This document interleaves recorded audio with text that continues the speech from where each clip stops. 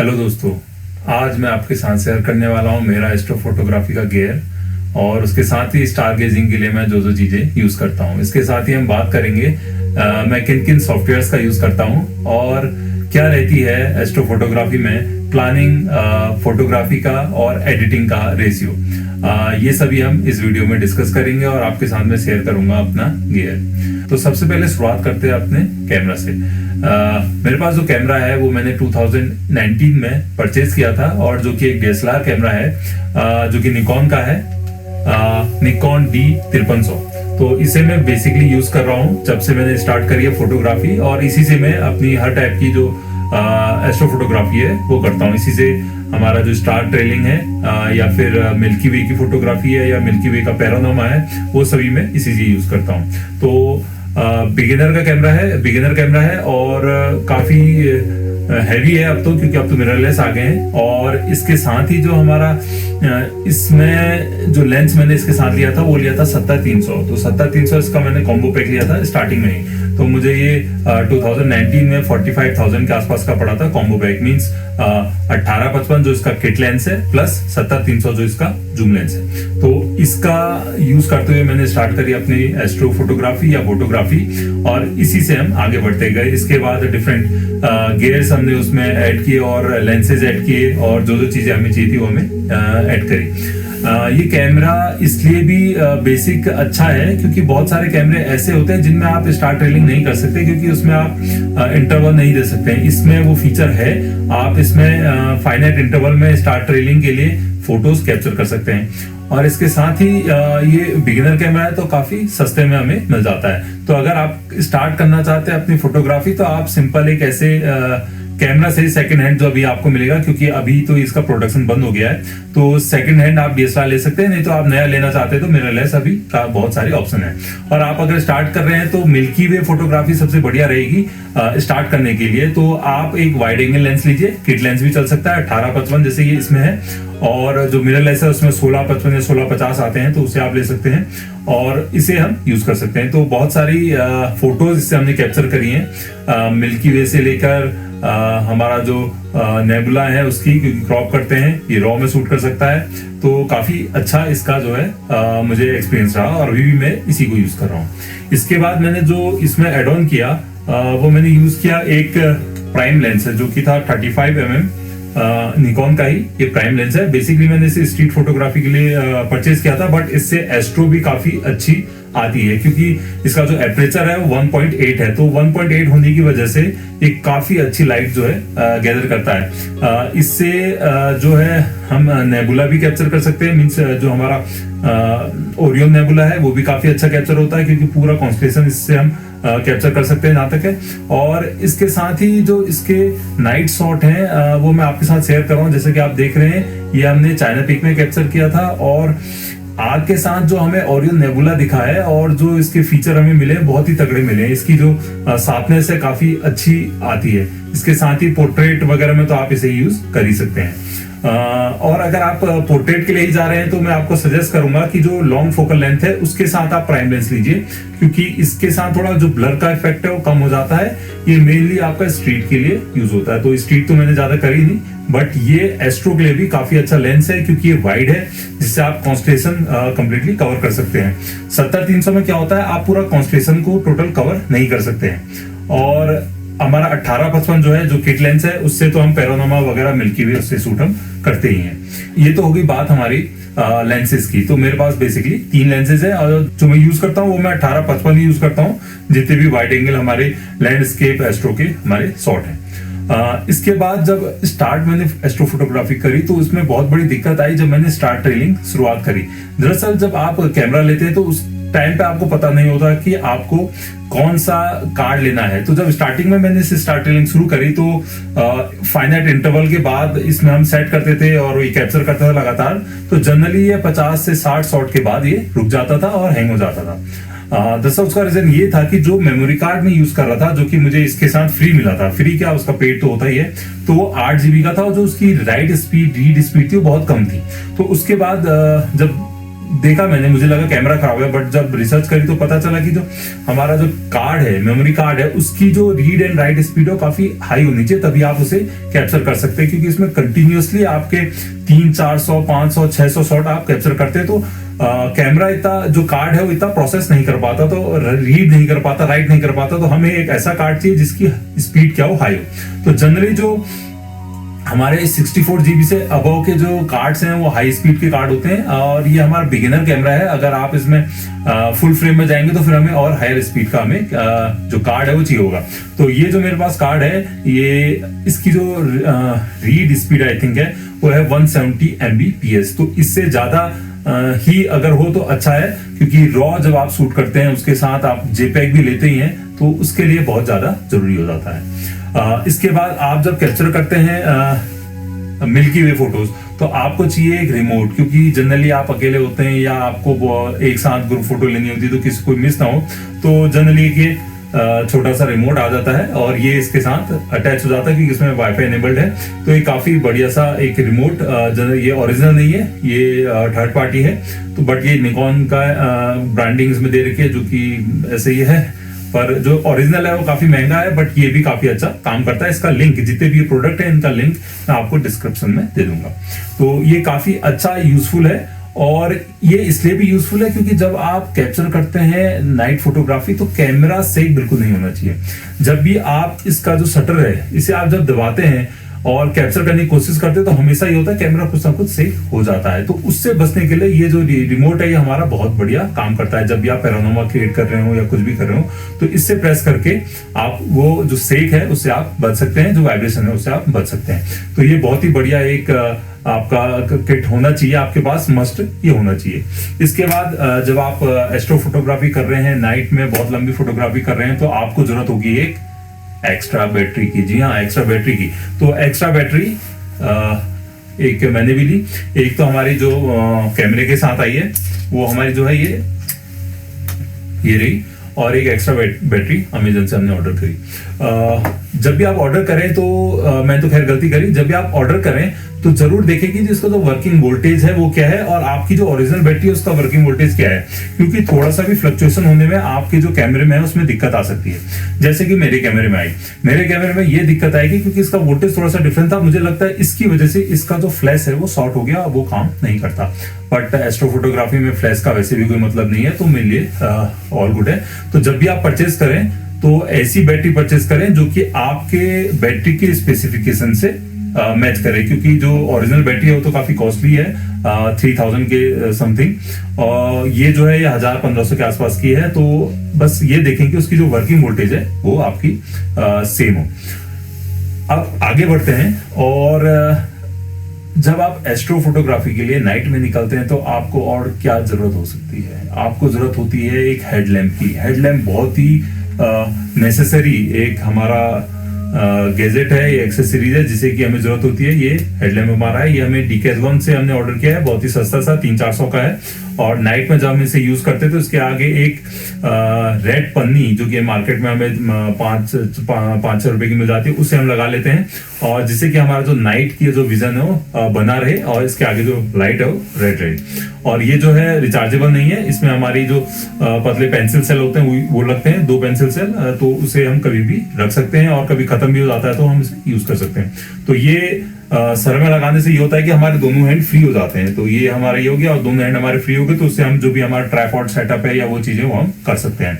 Tripod से ध्यान है कि आपको ट्राइपॉड के बारे में बताना भूल गया। तो जो मैं ट्राइपॉड यूज कर रहा हूँ, पहले तो मैं डिजिटेक का एक 1000-1500 वाला यूज करता था, टिल्ट एंड पेन। उसके बाद मैंने उसको वो कहीं खो दिया, तो उसके बाद अपग्रेड किया मैंने डिजिटेक के ही एक ट्राइपॉड में, जो कि 5000 या 500 BH है, यानी बॉल हेड है। अब बॉल हेड और टिल्ट और पेन में ये डिफरेंस है कि बॉल हेड को थोड़ा एडजस्ट करना टफ होता है। मैंने यूज तो किया क्योंकि मैंने सेकंड हैंड लिया, पर अगर आप एस्ट्रोनॉमी में है तो मुझे लगता है कि हमें टिल्ट और पैन जो है उसे यूज करना चाहिए, क्योंकि इसे लॉक करना और उसे मूव और पैन करना काफी आसान रहता है बॉल हेड के कंपैरिजन में। बॉल हेड जनरली वीडियोस और उसके लिए काफी सही रहता है, तो इसे जब भी मैं अपग्रेड करूंगा आपके साथ शेयर करूंगा। जनरली अभी मैं आपको दिखा नहीं सकता हूं क्योंकि वो ट्राइपॉड पे लगा हुआ है। इसके बाद हम बात करते हैं मोबाइल एस्ट्रोफोटोग्राफी की। मोबाइल एस्ट्रोफोटोग्राफी मैं किससे करता हूं, तो मेरे पास जो डिवाइस है वो है पिक्सल 7, और इसे मैंने रिसेंटली ही 1 साल हुआ है इसे परचेज किया है, और इसने काफी अच्छे रिजल्ट दिए हैं। आप पीछे ये फोटो देख रहे होंगे, ये भी पिक्सल 7 से ली है और 2 इसे अवार्ड मिले हैं। तो काफी अच्छा इसका जो है एस्ट्रो मोड जो इसमें है काफी अच्छा है। एस्ट्रो फोटोग्राफी एक मतलब पर्टिकुलर मोड है इसमें, तो उसे आप क्लिक करके छोड़ देते हैं तो ये करीब 4 मिनट तक एक्सपोजर लेता है और अपनी प्रोसेसिंग करता है, उसके बाद हमें फोटो देता है। तो इसमें एज सच पोस्ट प्रोसेसिंग भी कुछ नहीं होती, और ना ही आपको इसमें डिटेल में कुछ ऐसा जानने की जरूरत पड़ती है कि आपकी शटर स्पीड क्या होनी चाहिए, आपका आईएसओ क्या होना चाहिए। तो आप ऑटोमेटिकली इसे छोड़ दो, ट्राइपॉड पे लगा दो। ट्राइपॉड पे लगाने के बाद ये ऑटोमेटिकली एस्ट्रो मोड ऑन करता है। नाइट मोड में ही, नाइट साइड में ही एक एस्ट्रो मोड ऑन करता है, और एस्ट्रो मोड में 4 मिनट तक की फोटो लेता है। 4 मिनट की फोटो लेने के बाद खुद प्रोसेस करके देता है, और जो कि काफी अच्छा रिजल्ट है। अगर आप डार्क साइड में है काफी अच्छे ये रिजल्ट देता है। और अगर आप भी अगर लेना चाहें तो पिक्सल के डिवाइसेस काफी अच्छे हैं, और हमने ट्राई किया आईफोन से भी, उससे भी काफी अच्छे हमारे जो है रिजल्ट आते हैं। अब मोबाइल है तो मोबाइल से फोटोग्राफी करने के लिए, मतलब नाइट फोटोग्राफी के लिए हमें एक ट्राइपॉड भी चाहिए। तो ट्राइपॉड हम एक गोरिल्ला ट्राइपॉड रखते हैं, क्योंकि हम मेन जो फोटोग्राफी करते हैं वो तो अपने डीएसएलआर वाले में करते हैं, साथ में एक गोरिल्ला ट्राइपॉड हम ये रख लेते हैं, जिससे कि हम एड ऑन जो फोटोग्राफी या वीडियो बनानी हो वो हम कर लेते हैं। तो ये बेसिकली एक 700-800 का एक गोरिल्ला ट्राइपॉड है। साथ में इसके हमारा जो मोबाइल का माउंट है वो हमने रखा हुआ है, तो वो मैं ये यूज करता हूँ। इसके अलावा जो हम लेंसेज हम यूज कर रहे हैं, लेंस के आगे में जनरली जब डे फोटोग्राफी होती है तो ये सिंपल यूवी फिल्टर्स हम यूज करते हैं लेंस को प्रोटेक्ट करने के लिए, और नाइट में इसे जनरली निकाल लेता हूँ, क्योंकि इससे जो हमारी रिफ्लेक्शन है वो काफी ज्यादा बढ़ जाते हैं इनको यूज करने से। तो इनको नाइट में मैं निकाल देता हूँ जब नाइट एस्ट्रो फोटोग्राफी हम कर रहे होते हैं, और डे टाइम में ये यूज हो सकते हैं क्योंकि लाइट का उतना फर्क नहीं होता है। तो ये बेसिकली यूजलेस है एस्ट्रो फोटोग्राफी के लिए, बट लेंस के प्रोटेक्शन के लिए मस्ट हो जाते हैं।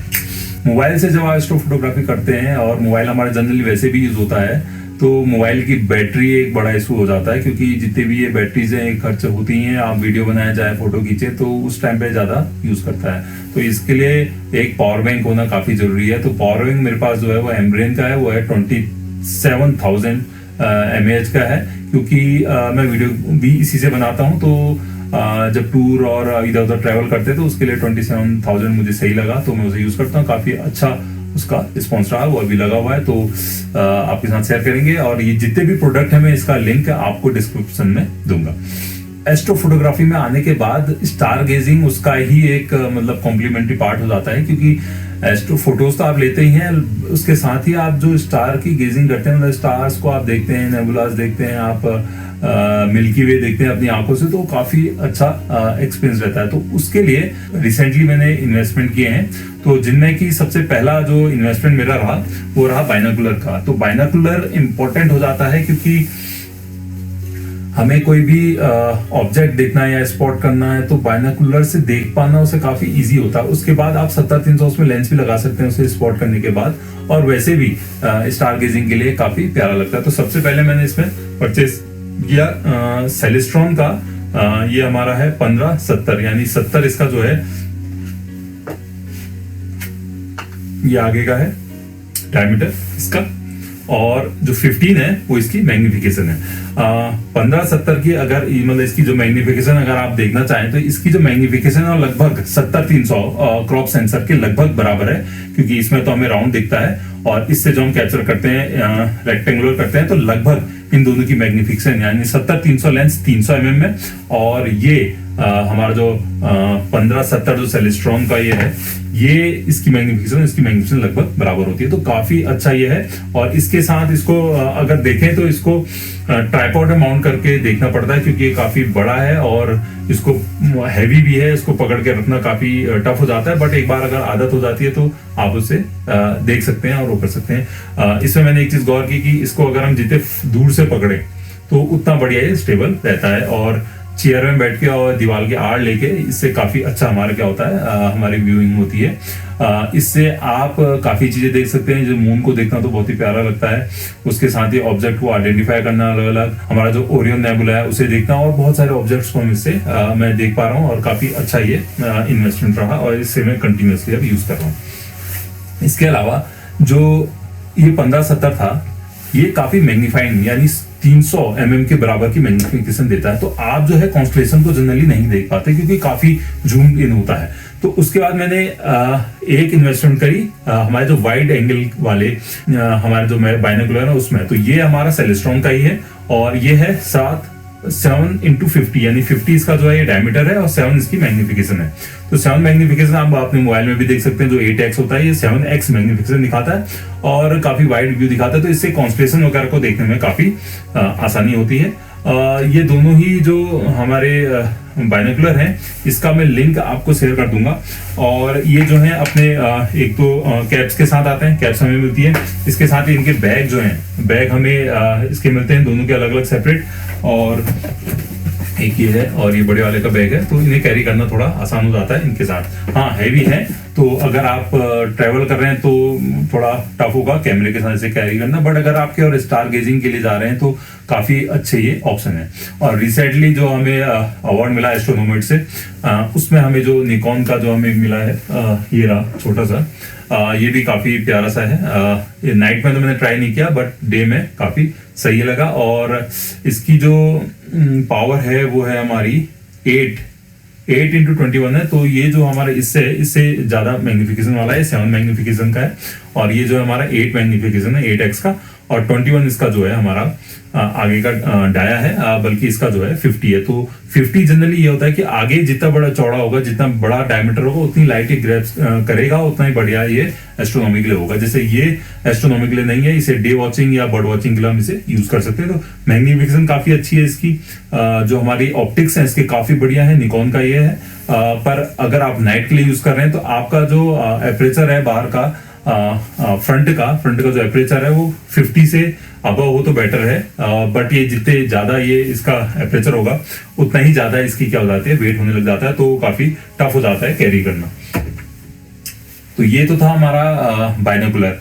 जब हम स्टारगेजिंग करते हैं तो साथ में कई लोग होते हैं, तो उनको दिखाने के लिए कि कौन सा ऑब्जेक्ट क्या है, तो उसके लिए जनरली एक लेजर की हमें जरूरत पड़ती है। तो ये लेजर में भी मैंने इन्वेस्ट किया है, और ये लेजर सस्ती सी है, 500 रुपए तक की आ जाती है, अमेजन में है। तो ये लेजर हम यूज करते हैं इसको पॉइंट करने के लिए, डायरेक्ट करने के लिए कि कौन सा ऑब्जेक्ट कहाँ पे है। तो इसे हम ये रख लेते हैं। तो ये हमारे हो गए कुछ जो मैं गैजेट यूज करता हूँ। इसके अलावा देखते हैं और क्या छूटा है। जब आप एस्ट्रोनॉमी की बात करते हैं तो सबसे बड़ा जो ऑब्जेक्ट है, सबसे मेन जो ऑब्जेक्ट है वो क्या है, मून या मिल्की वे? नहीं, सबसे बड़ा जो ऑब्जेक्ट है, सबसे मेन जो ऑब्जेक्ट है वो है सन। तो सन की अगर आप कैप्चर नहीं करेंगे तो मतलब एस्ट्रोनॉमी कैसे होगी, मतलब तो सन को कैप्चर करने के लिए आपको कुछ चाहिए। तो हमें तो कैमरा यही है, तो 70-300 चाहिए, या फिर वाइड में चाहिए। तो वाइड में तो कुछ होगा नहीं क्योंकि वाइड में तो कुछ छोटा सा दिखेगा। तो 70-300 चाहिए, जैसे हमें सोलर इक्लिप्स से कुछ चीजें कैप्चर करनी है। तो उसके लिए सिंपल सा मेरे पास जो है एक ये फिल्टर है। ये खाली फिल्टर ऑनलाइन ऑर्डर किया, उसके बाद इसको अटैचमेंट इसका बना रखा घर में ही एक ग्राफ पेपर के उससे। और ये हमारा जो है 70-300 के आगे से लग जाता है एक रबर बैंड की हेल्प से। तो उसके आगे लग जाता है। इसके बाद हम इसे पॉइंट कर सकते हैं कहाँ, सन की ओर को। उसके बाद सन के स्पॉट हम कैप्चर कर सकते हैं, आईएसएस का ट्रांजिट हम इसमें कैप्चर कर सकते हैं। हाँ, सन के फ्लेयर्स इसमें हम कैप्चर नहीं कर सकते, उसके लिए अलग फिल्टर चाहिए होता है। लेकिन आप बेसिकली अगर स्टार्ट करना चाहते हैं सन के, तो सन के स्पॉट्स आप इससे देख सकते हैं, सोलर इक्लिप्स इससे कैप्चर कर सकते हैं। तो ये बेसिकली 300-400 रुपए का हमारा जो ये फिल्टर है ये था, और बाकी घर में बनाया हुआ ग्राफ पेपर में बना हुआ है। तो ये हम यूज कर सकते हैं। और दूसरा इसके बाद स्पेस करके हमारी वेबसाइट है, उससे आप ये गॉगल्स आप यूज कर सकते हैं, जिसे हम सोलर इक्लिप्स या सन के हम वो देख सकते हैं, क्योंकि सन को डायरेक्ट हम नहीं देखना चाहिए हमें। तो उसके लिए हमारे पास ये गॉगल्स हैं, तो इससे हम सन को ऑब्जर्व कर सकते हैं। तो ये हमारा है सोलर किट। तो सोलर किट में ये सब आ जाता है। तो ये है जिस किट को मैं यूज कर रहा हूँ, और अभी भी यूज कर रहा हूँ, और फ्यूचर में भी यूज करूंगा, क्योंकि कैमरा में निकालना चाहता था पर इसमें कुछ इशू आ गए, तो ये निकलेगा नहीं, मतलब भेजना चाहता था। तो इसको हम कोशिश करेंगे अपग्रेड करने की, और अपग्रेड करने के बाद देखते हैं किसमें हम अपग्रेड करते हैं। ये तो हो गया गियर जो मैं यूज कर रहा हूँ, पर मैं करीब 2019 से एस्ट्रो फोटोग्राफी कर रहा हूँ और मुझे लगता है कि एस्ट्रो फोटोग्राफी में प्लानिंग बहुत इंपॉर्टेंट रोल प्ले करती है, क्योंकि आप कोई भी इवेंट को या किसी भी आप कोमेट को या आइसिस ट्रांजिट को या सोलर इक्लिप्स को आप कैप्चर करना चाहते हैं तो उसकी प्लानिंग बहुत इंपॉर्टेंट रोल प्ले करती है। मतलब गियर तो आपके पास होना ही चाहिए, बट प्लानिंग बहुत बड़ा पार्ट है। तो मेरे अकॉर्डिंग में जो इसकी प्लानिंग है वो 50% कवर करती है, 25% उसको कैप्चर करना, मतलब वहां जाना, उसे कैप्चर करना और सब चीजें, और 25% उसकी एडिटिंग और प्रोसेसिंग जो है पोस्ट प्रोसेसिंग उसको मैं देना चाहूंगा। मतलब 50 हमारी प्लानिंग, 25 हमारी जो कैप्चरिंग है, 25 उसकी पोस्ट प्रोसेसिंग। तो ये है एस्ट्रो फोटोग्राफी का जो डिवीजन में मेरे अकॉर्डिंग होना चाहिए जब आप उसे कैप्चर करें, मतलब कितना टाइम आपको किस चीज को देना है। इसके बाद जब आप फोटोज कैप्चर करके आते हैं तो आपको फोटोज प्रोसेस करनी होती हैं और उन्हें एडिट करना होता है। तो उसके लिए बेसिकली स्टार्टिंग में मैं कई ओपन सोर्स सॉफ्टवेयर मैंने यूज किए, काफी अच्छे सॉफ्टवेयर थे वो भी, जैसे कि रॉ थेरेपी है। और रॉ थेरेपी हमारी रॉ फोटोज को हमारा एडिट करने के लिए, क्योंकि जनरली रॉ फोटोज किसी और प्रोग्राम में हमारी एडिट नहीं होती हैं, उसके लिए स्पेशल प्रोग्राम होते हैं। तो रॉ थेरेपी एक ऐसा ओपन सोर्स प्रोग्राम है, मतलब फ्रीली अवेलेबल है, लिंक मैं डिस्क्रिप्शन में दूंगा, वो काफी अच्छा है। स्टार्टिंग में आप जब बिगिन कर रहे हैं तो उससे आप यूज कर सकते हैं। इसके अलावा रॉ थेरेपी का ही एक अल्टरनेट है जो कि है डार्क टेबल करके, सिंपली लाइट रूम का एक अल्टरनेट कह सकते हैं इसे। तो डार्क टेबल भी एक अच्छा ऑप्शन आपके लिए हो सकता है, क्योंकि काफी अच्छे इसमें फीचर्स हैं। बट अगर आप प्रो जाना चाहते हैं, मतलब बेस्ट चीज को आप देखना चाहते हैं कि बेस्ट क्या है, तो बेस्ट मैं कहूंगा लाइट रूम आपके लिए बेस्ट रहेगा रॉ फोटोज को एडिट करने के लिए। लाइट रूम का जो सब्सक्रिप्शन है वो बहुत ही सस्ता है एक टाइप से, क्योंकि 300 समथिंग का वो हमें मिलता है पर मंथ के लिए। तो अगर आप इसमें डीपली हैं तो आप इतना इन्वेस्ट कर सकते हैं। तो जो लाइट रूम है इससे मैं यूज करता हूँ और काफी पिछले 1 साल से लगभग मैं लाइट रूम यूज कर रहा हूँ। उससे पहले रॉ थेरेपी और डार्क टेबल। और एडिटिंग के लिए मैं जनरली मतलब जो फोटोज हैं उनको मैनिपुलेट या जो भी चीजें मर्ज करने के लिए, और उसके लिए मैं जनरली गिम्प एक सॉफ्टवेयर है, ओपन सोर्स सॉफ्टवेयर, उसे यूज करता हूँ। और फोटोशॉप अभी मैंने स्टार्ट किया है कि उससे हम कैसे उसे यूज कर सकते हैं। और स्टार ट्रेलिंग और वगैरह के लिए मैं सॉफ्टवेयर के नाम आपको शेयर कर रहा हूँ। स्टार ट्रेलिंग के लिए मैं जो सॉफ्टवेयर यूज करता हूँ वो स्टार स्टैक्स है, और इसके साथ ही डीप स्पेस की फोटोग्राफी मैंने अभी ज्यादा की नहीं है, बट उसके लिए जो मैं सॉफ्टवेयर यूज करता हूँ वो DSS है, वो भी ओपन सोर्स है, फ्री में ये अवेलेबल है।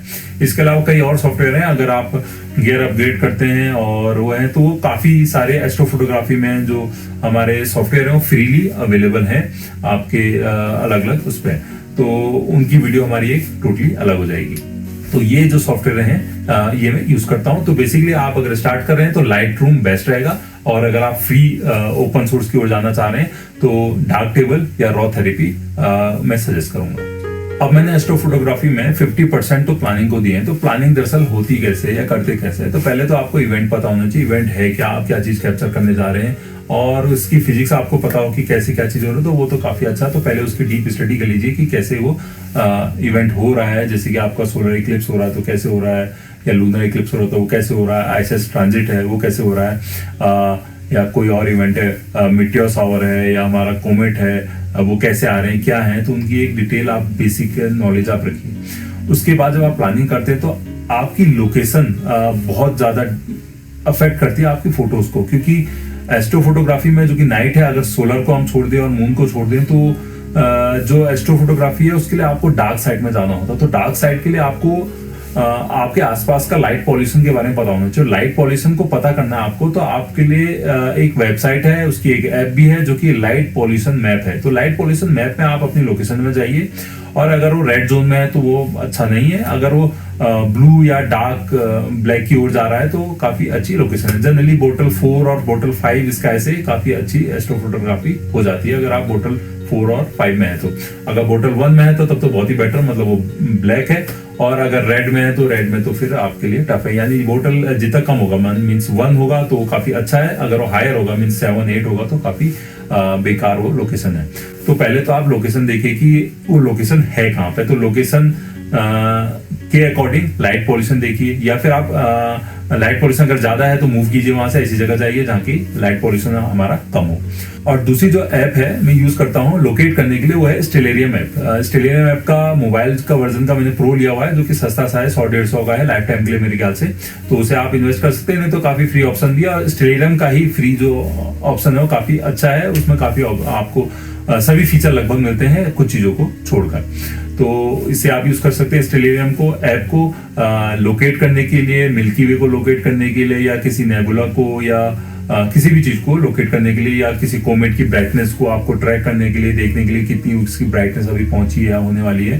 तो स्टेलेरियम ऐप एक बहुत ही बढ़िया ऐप है मोबाइल के लिए, और इसे आप डेस्कटॉप पे भी देख सकते हैं। जो इसका वेब वर्जन है वो भी काफी अच्छा है, तो और ही फ्रीली अवेलेबल है, तो इसे आप यूज कर सकते हैं। मैं इसी को यूज करता हूँ। अब जब हम किसी चीज को कैप्चर करते हैं और जाते हैं, तो हमें पता करना होता है कि वहां से व्यू कैसा होगा, तो उस व्यू को देखने के लिए सबसे बेस्ट ऑप्शन जो है हमारा गूगल मैप है।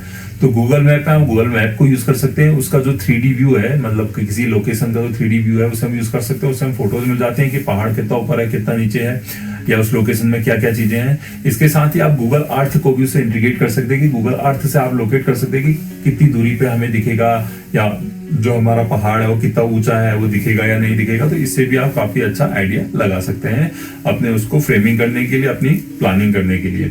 इसके अलावा कोई वेदर ऐप तो जनरली गूगल की ही मैं वेदर ऐप को यूज करता हूँ, उसी से हमारा चल जाता है, जनरली पता चल ही जाता है।